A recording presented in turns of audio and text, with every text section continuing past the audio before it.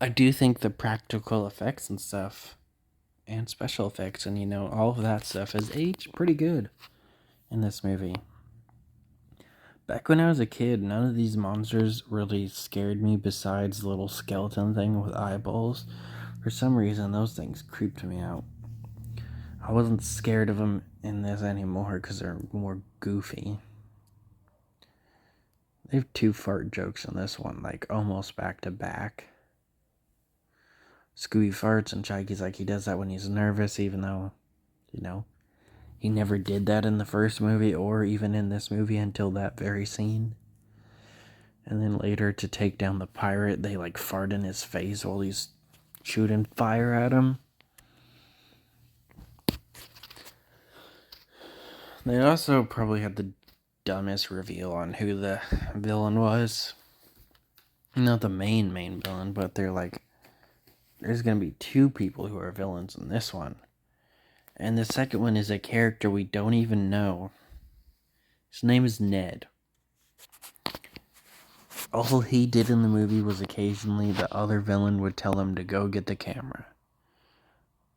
I don't even think he had any lines until he was caught. It's dumb.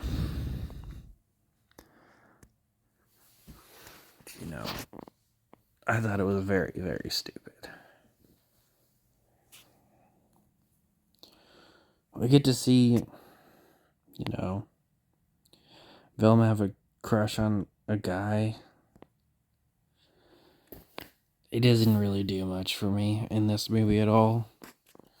Shaggy and Scooby try and be better people and get better at solving mysteries or something. So they have that as a side plot for almost the entire movie. They do kind of help at times too, so, I guess that's cool. The monsters are still pretty cool. I still love the effects, and this movie is almost 20 years old. Meanwhile, the first one is 20 years old. So, it still holds up, in my opinion.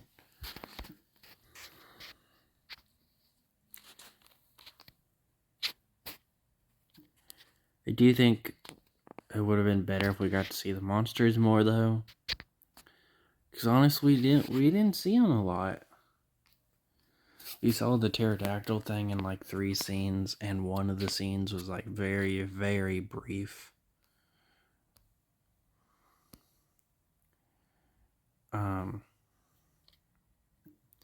The knight had a few scenes before he got defeated, and the shock thing got defeated, which is crazy because most of the creatures don't get defeated throughout the movie.